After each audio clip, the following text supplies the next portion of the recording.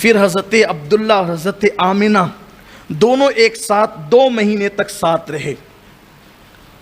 2 مہینے تک، بعض لوگ 3 مہینہ بھی کہتے ہیں، بعض 4 مہینہ بھی کہتے ہیں. اس سے زیادہ نہیں کہا جا سکتا، بلکہ اگر 3 مہینہ یا 3 مہینہ بھی اگر کہا جائے تو بقیہ جو سفر کے ایام ہیں نا وہ بھی تو جوڑنا پڑیں گے نا.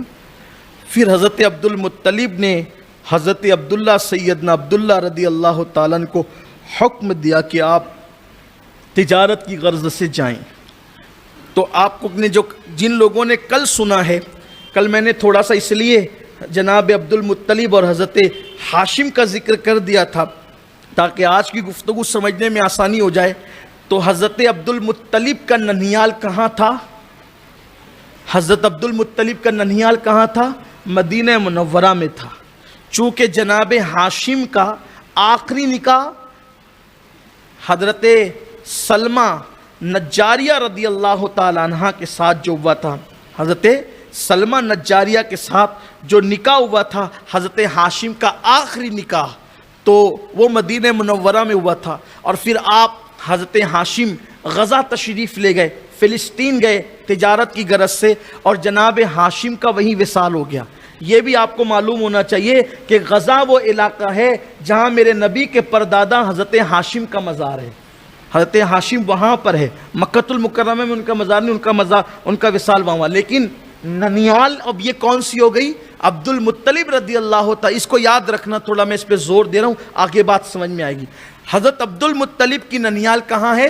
مدینہ منورہ میں. یہ جو کہا جاتا ہے کہ حضرت عبداللہ کی ننھیال مدینہ منورہ میں تھی، یہ غلط ہے.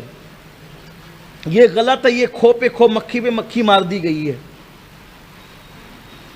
دراصل آج کل بڑی معذرت کے ساتھ میں کسی کو نہیں کہہ رہا ہوں لیکن بات کہہ رہا ہوں، لکھنے والوں کا مزاج یہ ہو گیا ہے، یہاں سے اٹھا کے ایک پیراگراف لکھا، وہاں سے اٹھا کے ایک پیراگراف لکھا، وہاں سے چند صفحات کے مصنف ہم نے بھی تو بننا ہے نا.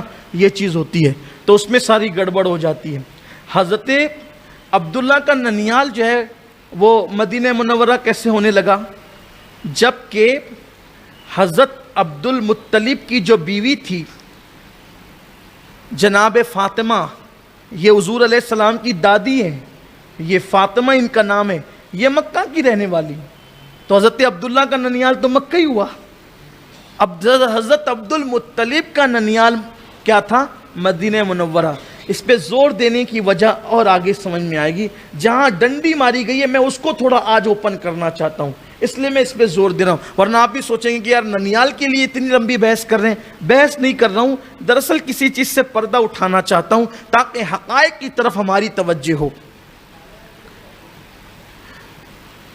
تو آپ چونکہ والد کا ننھیال تھا اور مدینہ منورہ جو تھا وہ ایک پرفضاں اور بلکہ کھجور کے درختوں کا ایک مقام بھی تھا، وہاں پر چھوٹی چھوٹی نہریں وغیرہ بھی تھی، حالانکہ بعد میں وہاں وبائیں بھی ہوئی. پھر تو یوں ہوا کہ آپ ملک شام جاتے ہوئے آپ یثرب رک گئے، اس دور کا یثرب، آج کا مدینہ منورہ، رک گئے.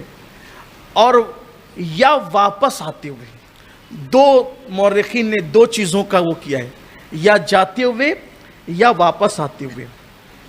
تو جب واپس آتے ہوئے یا جاتے ہوئے آپ وہاں بیمار پڑے، 1 مہینے کا قیام بھی بلکہ وہاں رہا، اور اسی بیماری میں آپ کا وصال ہو گیا. اور جب وصال ہوا تو چونکہ آپ کے والد کے ننھیالی لوگ تھے، اور عرب والے، اور عرب میں بالخصوص مدینہ منورہ والے، یہ مہمان نوازی میں اپنی مثال آپ تھے. دور جہالت میں بھی وہ مہمان نواز تھے، بڑی رشتہ داروں کی خاطر تواضع کرتے تھے. اللہ کے لیے نہ صحیح اس لیے کرتے تھے کہ بھئی لوگ بعد میں جا کے ہمیں نام نہ رکھیں، ہمیں برا نہ کہیں. تو حضرت عبداللہ کا جب وصال ہو گیا تو دار نابغہ ایک حویلی تھی اس شہر کے اندر، مدینہ منورہ میں دار نابغہ، اس حویلی کے اندر حضرت عبداللہ رضی اللہ تعالیٰ عنہ کو دفن کر دیا گیا. جب حضرت عبداللہ رضی اللہ تعالیٰ عنہ کو دفن کر دیا گیا تو خبر آئی مکۃ المکرمہ کہ عبد المطلب کے شہزادے حضرت عبداللہ کا وصال ہو گیا اور دار نابغہ حویلی میں ان کو دفن کر دیا گیا. تو اب آپ سمجھ سکتے ہیں کہ سیدہ آمنہ خاتون کے دل پر کیا گزری ہوگی. ابھی شادی کو صرف 2 یا 3 مہینے ہوئے ہیں، بلکہ 2-3 مہینے میں تو یہ کہہ سکتے ہیں کہ ہاتھوں کی مہندی بھی جو ہے وہ نہیں ختم ہوتی، مدھم پڑتی ہے. اور 2-3 مہینوں کے اندر انسان کی زندگی کے ارمان کیا نکلنے ہیں. لیکن یہ اللہ کی شان. بلکہ یہ بھی صوفیہ بیان کرتے ہیں کہ جب حضرت عبداللہ کا وصال ہوا ادھر مدینہ منورہ میں، تو ادھر فرشتے رونے لگے، اللہ تیرا محبوب یتیم ہو گیا. ارشاد ہوا نہیں، محبوب کے سر سے والد کا سایہ اس لیے اٹھایا تاکہ ہم مکمل اپنے محبوب کو اپنے دامن کرم میں پرورش کریں.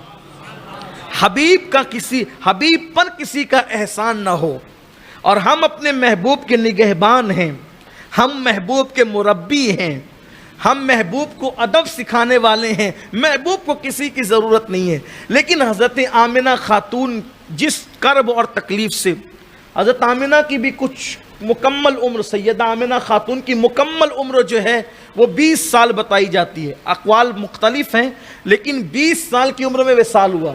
یا حضرت عبداللہ کے وصال کے 6 سال کے بعد حضرت آمنہ کا وصال ہوا. اب آپ بتائیں کہ جس وقت حضرت عبداللہ کا وصال ہوا ہوگا تو اس کو 6 سال 20 میں سے کم کر لے تو کتنے ہو جاتے ہیں؟ صرف 14 سال کی عمر میں میرے نبی کی امی بیوہ ہو گئی. آپ سوچیں، صرف 14 سال کی عمر میں. لیکن حوصلہ، ہمت اللہ تعالیٰ نے کیا عطا کیا تھا؟ اللہ نے ہمت اور قوت کیا عطا کی تھی؟ بڑی عالمہ تھی حضرت آمنہ، بڑی عالمہ تھی. اور آپ نے حضرت عبداللہ کی جدائی میں ایک مرثیہ بھی لکھا، ایک کلام بھی لکھا، جس کا ایک شعر یہ ہے، اس کا مفہوم ہے کہ اے یثرب والو، تمہارا دل اس وقت کیا کہتا ہوگا جب تم میرے محبوب میرے عبداللہ کے جنازے پر کندھا بدلتے ہوں گے. عرب کا سردار چلا گیا، عرب کا خوبصورت ترین انسان چلا گیا، عرب کا ماہ تمام چلا گیا. یہ الفاظ ہیں، کس قدر ندرت بھرے ہوئے، کس قدر ادیبانہ رنگ ہے اس کے اندر، اس کلام کے اندر. آپ جا کر کے اس کو دیکھیں تو آپ کو پتہ چلے گا کہ حضرت سیدہ آمنہ خاتون اس دور جہالت کے اندر اللہ تعالیٰ نے آپ کو کیسی ادیبانہ صلاحیت عطا فرمائی تھی. اور انہوں نے جو حضرت عبداللہ رضی اللہ تعالیٰ کے حسن کا نقشہ کھینچا ہے، یقیناً وہاں وہ پڑھنے سے تعلق رکھتا ہے. اللہ اکبر. آج تک جس کی نسل خوبصورت ہے، آپ سے پوچھتا ہوں، یہ جو سارے آل رسول ہیں کون ہیں؟ کون ہے یہ تو سب جناب عبداللہ رضی اللہ تعالیٰ عنہ کی اولاد ہے نا. سیدہ فاطمہ الزہرا کس کی پوتی ہے؟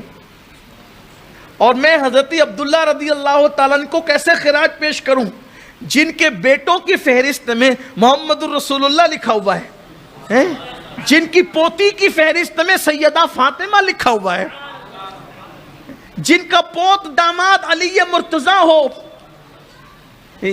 جن کا اللہ اکبر، جن کا بھائی، جن کے بھائیوں کی فہرست میں امیر حمزہ، حضرت ابو طالب جیسی ہستیاں ہوں. یہ وہ لوگ ہیں. اور اللہ قربان جائیں پورا گھرانہ. بلکہ اس سے بڑی فضیلت اور سعادت کیا ہے کہ سید العالمین جس کا بیٹا ہو، سید العالمین طٰہٰ و یاسین جس کی رضا خدا چاہے، وہ بیٹے ہیں جناب عبداللہ کے. تو حضرت عبداللہ کے لیے آپ نے مرثیہ لکھا اور پھر آپ اپنی زندگی جینے لگی. بڑی زندگی کے اندر ایک تکلیف تھی، ایک کرب تھا. 14-15 سال کی عمر میں بیوگی کا حال اس کے دل سے پوچھو جس پر گزرتی ہے.